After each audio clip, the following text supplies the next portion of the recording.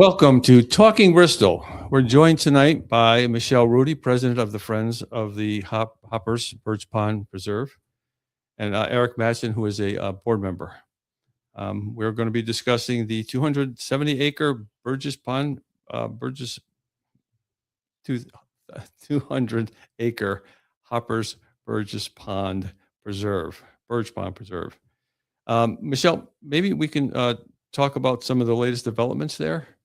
Including what's happening with H&T Holdings and the 12-acre piece of land that's off Grassy Road. So H&T Holdings has 12 acres right in the center of the Hoppers, which is just about the worst place for the preserve. So they have it split into two pieces, two 6-acre pieces. And they are moving ahead with developing one of the 6-acre pieces. And the other 6 acres, they've just agreed to sell to the city. Oh, well, that sounds like good news, but let's talk about the what they're developing right now and what that might entail before we get to what's happening with the city. So they plan to have 5 houses. Approximately, we've heard figures from anywhere from 2 to 7 houses. So we think they're going to put about 5 houses on the 6 acres. It's 4 parcels, and legally they can split one of them. So they're going to put in 5 houses, and they're going to have wells and septic systems. And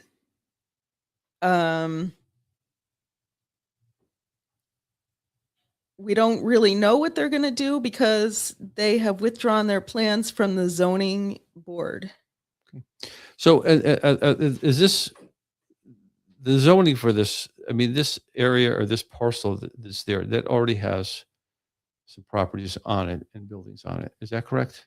It did have 2 buildings on it. It did have 2 buildings. Okay. And they've knocked the buildings down. They're in the process of cleaning up the trash that was left by the previous owner. Which is quite substantial. They had a couple of cars buried under the soil. No kidding. And they got according to the mayor, they got the excavator stuck while trying to rip them out of the ground. But the other thing they're doing, which is not so great, is they're deforesting the whole property. That was going to be my next question. Are they taking down trees and they're going to be actually affecting what we would call the core forest? Yes.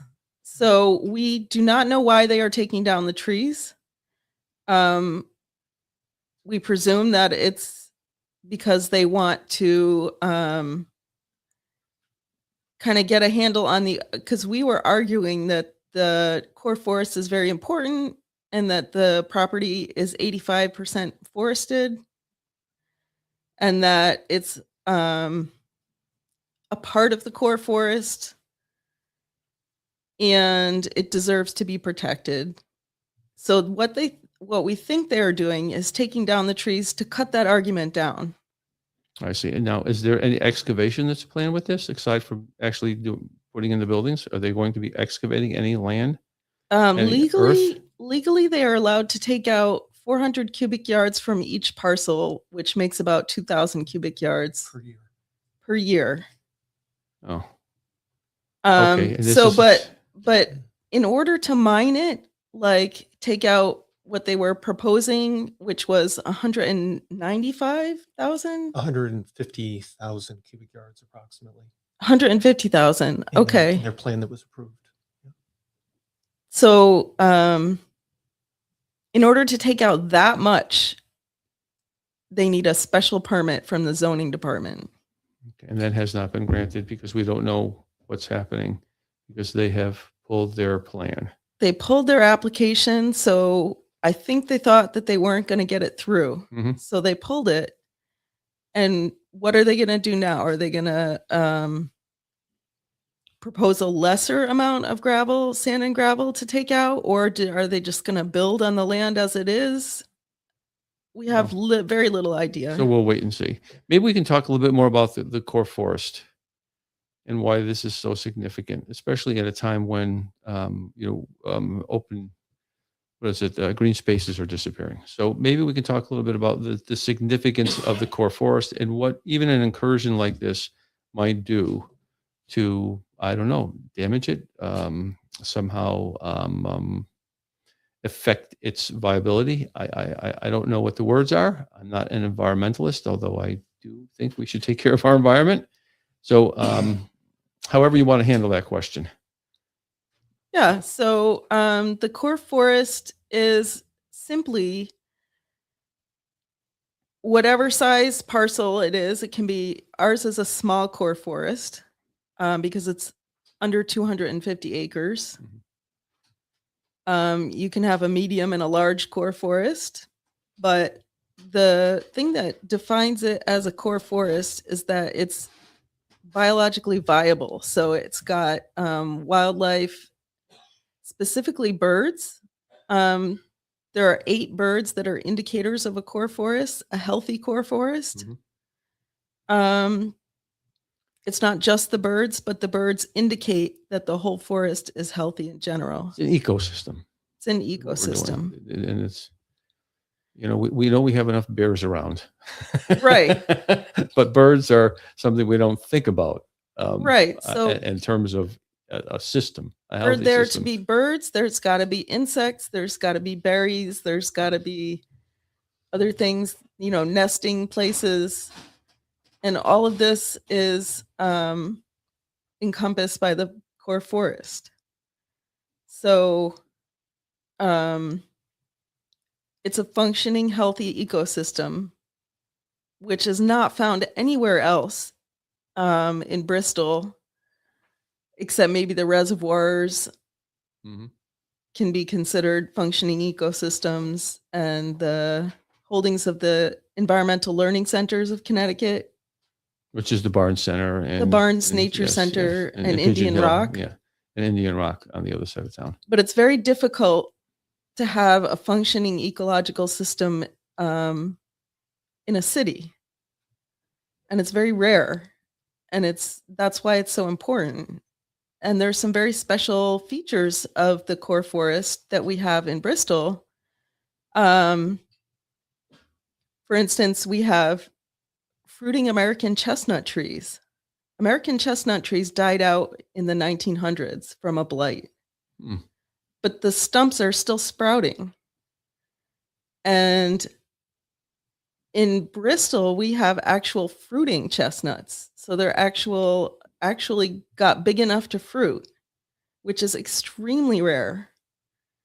And you do your chestnut walks or your chestnut collections, or So we have the American Yes. Chestnut Society that Yes. comes every year and harvests the chestnuts out of the hoppers. oh, And what they do is they plant them into orchards to conserve the species until such a time as the blight can be cured. amazing. And that's right here in Bristol. That's right here in Bristol. Yeah. Right. There is, well, that's okay. That is kind of like, I wondered about the walnut collections and the harvest, not collections, the harvest. But I'm also thinking too about the hoppers and another project that happened earlier, which had a good resolution where the city ended up purchasing the acres, 10 acres off Perkins Street with help from a state grant. In that particular area of the hoppers, we had things like the cames and the hoppers themselves. So the other parcel, they had some formations called hoppers, which gives the hoppers its name. And they are depressions in the ground caused by glaciers. So when the glaciers retreated, pools of ice got stuck in the ground and melted off more slowly than the rest of the glacier, which made a big depression. But the parcels that are now up for development have what's called cames on them, which are glacial hills. So it's like the opposite of a hopper. I get that, but maybe you could explain that. So it's the opposite in the sense that it's not a depression, but it's something that's left as the ice recedes.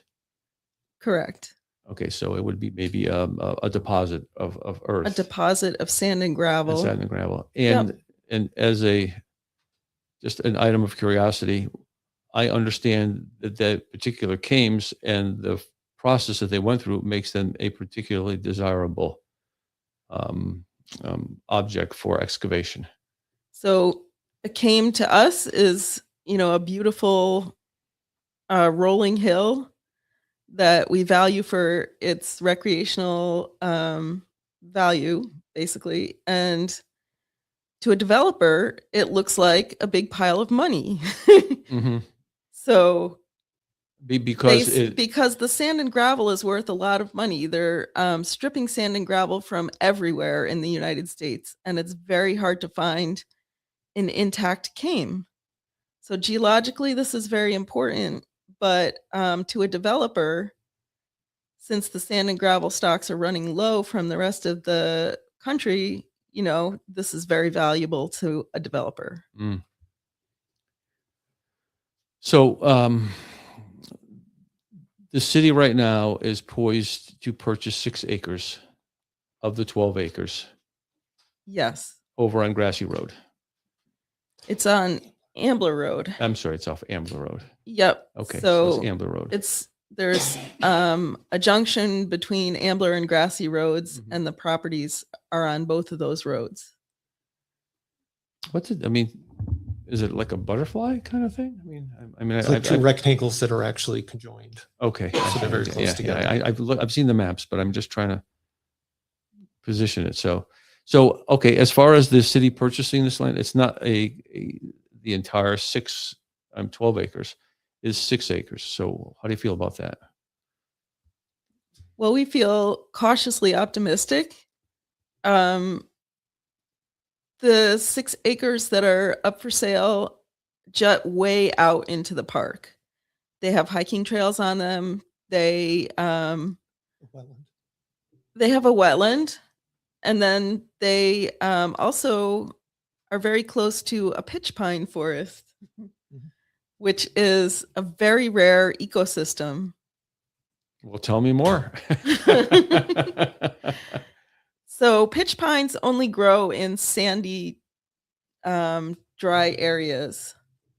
I would interject that you've probably seen a pitch pine forest if you went out on the Cape and you were walking in a wild area out on somewhere midway out in the Cape, or if you were ever down in New Jersey in an area called the Pine Barrens. That's where the same pine is dominant, pitch pines. And this is in the middle of Bristol. In the middle of Yeah, Bristol. Yeah. Okay. Yeah.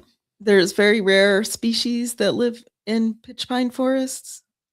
And so we call it an imperiled ecosystem. Mm-hmm. So, and we have it's about 6 to 10 acres big. We're trying to map out the trees and get a bigger, a better estimate of how big this is. mm-hmm. So, but usually you see 4 or 5 pitch pines in an area, and here we have like 6 to 10 acres. Yeah. Excuse me. So, as part of Friends of the Hoppers, what is that one of the things that you do? You would participate in mapping this, or would you pay for mapping this out? We can participate in mapping this out. Anybody can use this program on your phone called Avenza. That's what I've been using. Yeah, how you spell that? Avenza. Okay. And you can it's a free app. You can get paid features, but you can use it for free, and you can just walk around and click the button, and there's your tree. Oh. And you can map all the trees there and get a picture as a PDF of where your trees are on the property. So again, individuals can do this, but are you doing any organized tree mapping with the Friends of the Hoppers, or maybe you can kind of fill me in on the kinds of things that activities you're involved in right now. Well, we did a tree survey. Mhm. So we measured out some plots that were a standard size, and we counted all the different sizes and types of trees in the plots. Mhm.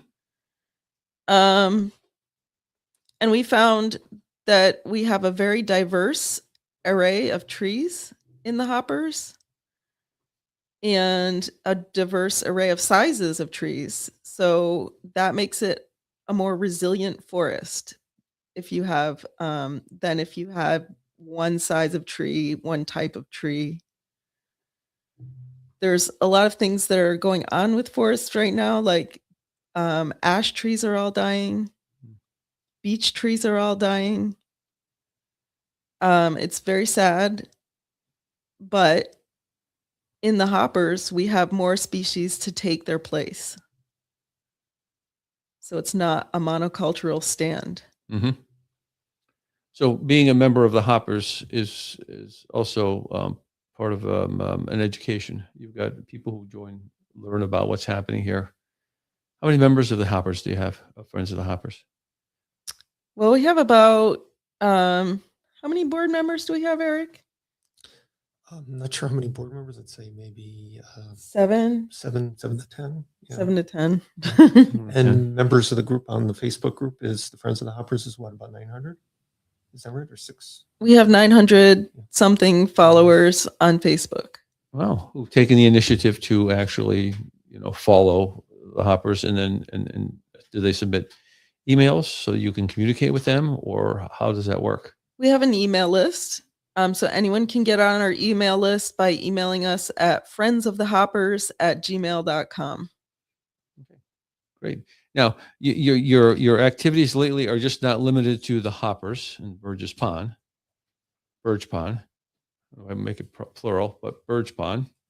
But you have other things in mind, and one of the things that you are involved with right now is have made an initiative with the city to change one of the ordinances, the one that applies to the Conservation Commission, Inlands, Wetlands, and Watercourses Commission. You're making a play to separate that into 2 separate commissions. Yeah, do you want to talk about that? Sure, I Eric? can discuss that if you can help me out. Okay. If I miss something or just interrupt me if I'm wrong. Yeah, so I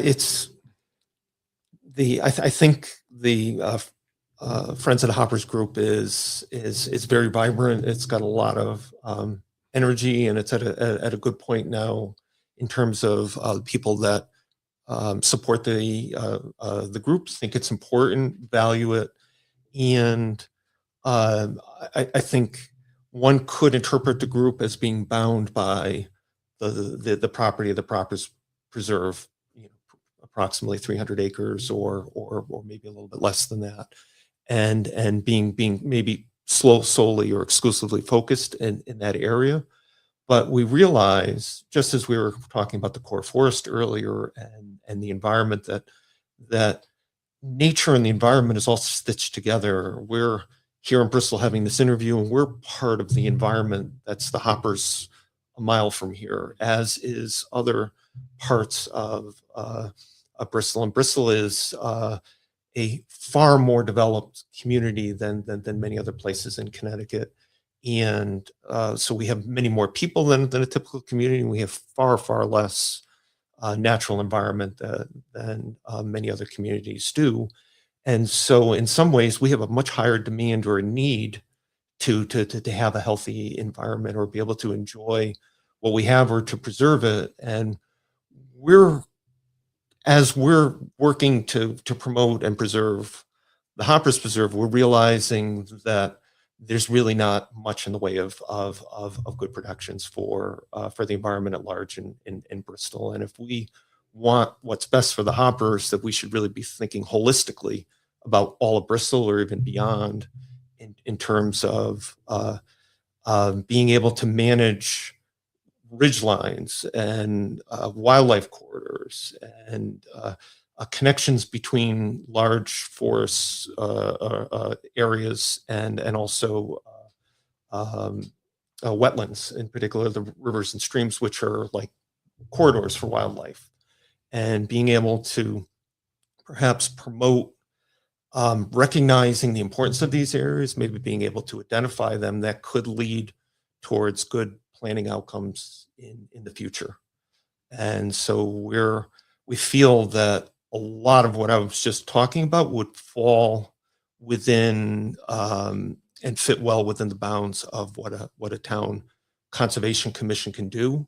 And there is a state regulation that allows and identifies a structure for a conservation commission within a town government in Connecticut, and we have one in Bristol, but it's paired with the members of the Wetland Commission, who are very taxed and constantly producing and processing matters of wetlands. And while they also are the Conservation Commission, I believe it very rarely acts or promotes or advocates for conservation, which is something that they can do. And I think it's like one example is I think there's a mandate in Connecticut where every 10 years, all towns have to update their plan of conservation and development. I believe it's like a 10-year interval. Mhm. It can probably be updated much more often than that if there was a reason or a desire to do that. But I think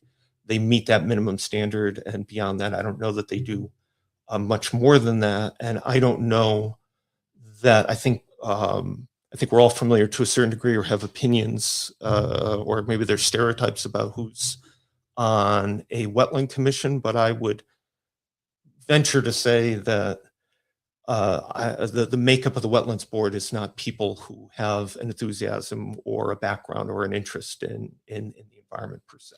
So that's They more of might a, be coming from a different background. it's a hands-on and it's a strictly this is business kind of group of people. And you're saying and suggesting with the Conservation Commission, you have people who can actually do take the long look, take the long range view and kind of think about it and actually not just produce a plan, the conservation plan, but also to think about repercussions about things that are actually happening over the course of time rather than immediate, whether, something runs off of a parking lot into a stream as opposed to backing off and seeing the big picture. So this is what you're bringing to the ordinance people. Is this under ordinance? It's going to an ordinance. So It's going to ordinance. it'll be going to ordinance. Right. Right. And, so where are you in that process? We proposed a draft of an ordinance, and basically what we're looking at was to be invested in the Bristol Conservation Commission with all the broad powers, or things that a conservation commission can do. And we're seeking to be ambitious to actually bring in a group of people so that we actually have a vibrant core or focus point in Bristol of people that care about the environment, work in maybe an environmental field. And it would be a way for people to collaborate and work towards those ends. And like you said, planfully for the future, rather than just being reactive and being distraught and emotional about, what's happening right in the moment, kind of thing. So the mayor would appoint people to this board, and we are trying to gather a list of interested people so that she has a pool to draw on. So you've got the draft and thinking ahead that this is may be approved, Mhm. looking for people who would be part of this process. Yes. So who are they? Who should people contact if they're interested in being part of this process? So they could contact myself at our email address, which I said earlier is friendsofthehoppers@gmail.com. So that's easy way to contact us. And what should go in the subject line on the email so it doesn't get lost with the other emails? Conservation Commission. There you go. Okay, great. That's great. So I don't know where we are right now, But Eric, I just wanted to ask you too, is you've had long ties through your family with the Friends of the Hoppers. So how did that happen? That's a good question, and I think we could do a whole podcast on Maybe we'll come back and do me that. and Yeah. but I'll try to give like a Oh, yeah. Give short a synopsis thing now. Yes. until the electricity gets shut off here in the interview.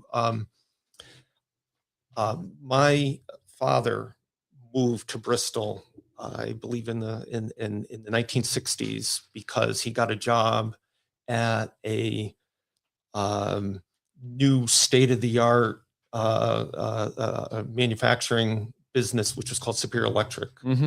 on Middle Street. It was a purpose-built new building. My father was took a job there as the chief engineer, and he was in charge of research and development. And that was a prestigious, relatively well-paying job in Bristol. And he looked for a good neighborhood and good place to live. And he chose to live in Bristol, and he found what he viewed as, I'm sure he was very thorough in the search.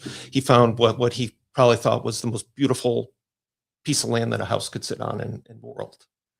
And so I grew up until I moved out of the house in a neighborhood north of Shrub Road, along a trout stream, with just the most beautiful wildlife visible in the Coppermine Brook in the backyard. And we were on a forested lot with trees over 100 years old, and just had the most beautiful views of nature and all kinds of wildlife, growing up. And as he lived in that house and had that little piece of paradise, he recognized, kind of on his own, that Bristol was growing like gangbusters, and development was happening very quickly, and parcels of land were being sold off and transacted and developed.